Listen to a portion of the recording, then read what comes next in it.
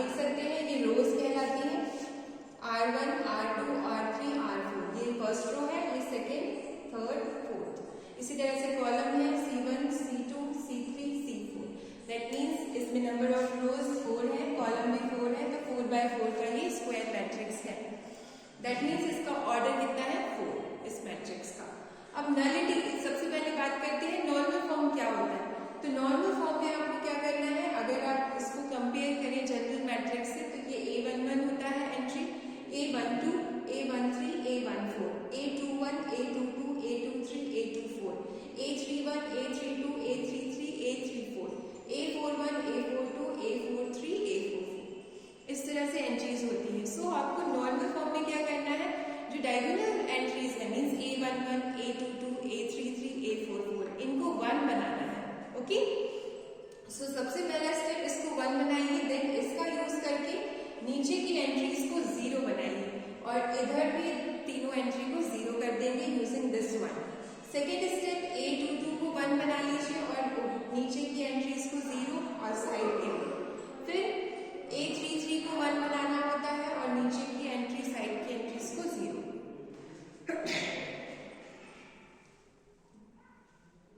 इस तरह से हम क्रिएट करते हैं नॉर्मल फॉर्म। तो चलिए इसको नॉर्मल फॉर्म में रिड्यूस कर लेते हैं। सबसे पहली चीज A111 है, तो इसको आपको क्रिएट नहीं करना, ये ऑलरेडी। अब हम इनके नीचे जो ये एंट्रीज है इनको 0 करेंगे, तो हम ऑपरेशन लगाएंगे R2 में। R2 हमारा 4 है, इसको हम 4 को क्या करना चाहते हैं 0, तो हम क्या करेंगे R2 में से इसको 4 में इंटू करके R1 को इससे माइनस कर देंगे। इसी तरह से R3 भी हमें 0 करना है, तो R3 माइनस 3 R1 कर लेंगे। R4 को भी हमें 0 करना है, तो R4 को सीधा R1 से सब्ट्रैक्ट कर देंगे, क्योंकि 1 है, -1 होके 0 हो जाएगा। सो देख लेते हैं हमारा मैट्रिक्स, इसको A नाम देते हैं, इस मैट्रिक्स को A नाम दे दिया है। सो ये क्या बन जाएगा, first row as it is जाएगी, क्योंकि इसमें हमने कोई ऑपरेशन नहीं लगाया है, R2 में लगाया है। इसको हमने पहले 4 से इंटू किया R1 को और फिर इससे माइनस किया, तो ये 0 हो गया, ये -7 हो जाएगा। यहाँ 4 1 4, 5, 6 देख सकते हैं आप, ये 4 है, इसको इंटू कर देंगे तो +6 आ जाएगा। ओके, -11 हो गया। आप सीधा इसको 4 से इंटू करके -4 से इससे जोड़ दीजिए, तो ये आ जाएगा आपका -7। यहाँ -3 से करेंगे तो ये 0 हो जाएगा, 3 2 6 -7। ये -3 से करेंगे तो ये +3 हो जाएगा और ये 4, ये -3 मतलब -9 7 आ जाएगा, -7। इसको जस्ट माइनस करना है 0, इसको माइनस करेंगे तो 1, इसको करेंगे तो आप -2। अब हमारा सेकेंड स्टेप होगा कि इसको हमने 1 बना लिया, इसके नीचे 0 आ गया, इनको 0 बनाना है, इन टर्म्स को, इन एंट्रीज को। तो आप सिंपल कॉलम ऑपरेशन लगाइए, C2 में माइनस कर दीजिए 2 C1 से। C3 को 0 बनाने के लिए हम क्या कर देंगे, C3 + C1 कर देंगे। C4 को बनाने के लिए C4 - 3 C1 कर देंगे। इससे कुछ नहीं होगा, इन कॉलम ऑपरेशन से जस्ट ये एंट्री 0 होगी, इनमें कोई वेरिएशन नहीं आएगा क्योंकि यहाँ 0 है। सो हमें मिल जाएगा मैट्रिक्स A 1 0 0 0 0 0 0, ये -7 -7 0 6 4 1 -1 -11 -7 -2। नेक्स्ट स्टेप हमें क्या करना है, A22 को 1 बनाना है, इसको 1 करना है, तो हम कॉलम में ही ऑपरेशन लगा लेते हैं। कॉलम को हम पूरे को -7 से डिवाइड कर देंगे, इससे ये हो जाएगा कि हमारा मैट्रिक्स A का सेकेंड A22 जो एंट्री है वो हमारा 1 बन जाएगा,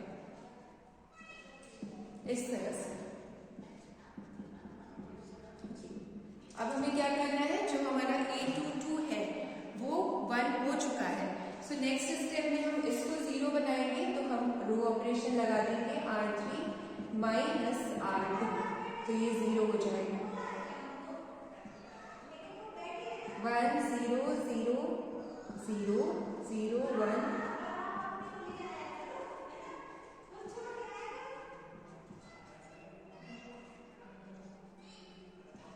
ये आ गया हमारा। अब हम क्या करेंगे, अब आपको करना है A33 को 1, उसके पहले हम n को 0 कर लेंगे using the column operation. Simple column operation लगा देंगे। C3 इसको हमें 0 करना है, तो C3 में से हम 6 टाइम्स C2 से माइनस कर देंगे। C4 को 0 करना है तो 11 से इंटू करके C2 से प्लस कर देंगे। सो ये हमारा मैट्रिक्स बन जाएगा 1 0 0 0 0 1 0 0 0 0 -2 4 0 0 1 -2। अब हमें करना है A33 को 1। इस NG को 1 करना है तो आप चाहें तो इसको 2 से डिवाइड कर दीजिए -2 से। तो हम कर लेते हैं रो 3 को डिवाइड -2 से। सो हमें मिलता है ये 1 0 0 0 0 1 0 0 0 0 1 एंड -2। नेक्स्ट स्टेप में हमें इसे 0 करना है। ओके, सो इसको 0 करना है इसको। सो आप कॉलम ऑपरेशन लगाएंगे या फिर रो में लगा दीजिए। रो 4 को सिंपल माइनस कर दीजिए रो 3 से, जिससे हमारी एंट्रीज 1 0 0 0 0 1 0 0 0 0 1 -2। जब आप सेपरेट करेंगे 1 - 1 0 हो जाएगा। इन दोनों को सेपरेट करेंगे तो ये भी 0 हो जाएगा। Now you have to make this 0। -2 को 0 बनाने के लिए आप सिंपल ऑपरेशन लगा लेंगे C4 कॉलम में। C4 + 2 C3, C4 + 2 into C3। इसको 2 से इंटू करके इससे ऐड कर देंगे तो ये हमारा एंट्री 0 हो जाएगा। So this is we will get the normal form. अब हमें मिल रहा है नॉर्मल फॉर्म जिसमें एंट्रीज हो जाएंगी हमारे मैट्रिक्स A इज A 1 0 0 0 इस तरह से। 3/3 का आपको मिल जाएगा आइडेंटिटी मैट्रिक्स। इसी को कहते हैं नॉर्मल फॉर्म।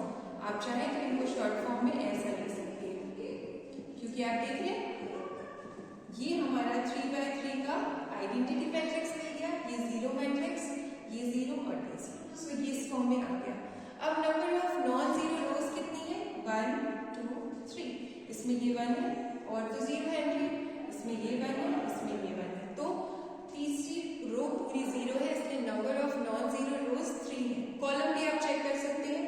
इस कॉलम को कहेंगे नॉन जीरो, इसको भी नॉन जीरो, इसको भी नॉन जीरो। ये कॉलम 0 है, तो number of non zero column भी 3 है। दैट मीन्स कि रैंक कितनी हो गई मैट्रिक्स A की? 3।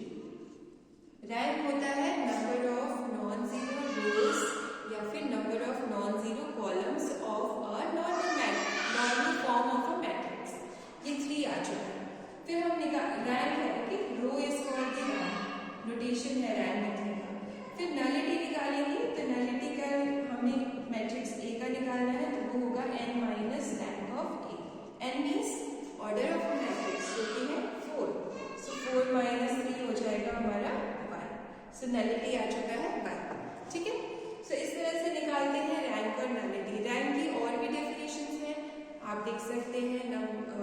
नॉन सिंगुलर मैट्रिसेस चेक कर सकते हैं, वो भी ठीक है। Order of non singular matrices maximum होना चाहिए। ठीक है, ओके, वो सेकेंड डेफिनेशन है। लेकिन हम अगर एक मैट्रिक्स आपको गिवन है उसका निकालना है रैंक, तो एक मेथड है कि आप उसको नॉर्मल फॉर्म में रिड्यूस करिए और फिर देखिए कि नंबर ऑफ नॉन जीरो रोज कितनी है, which is called rank of a matrix.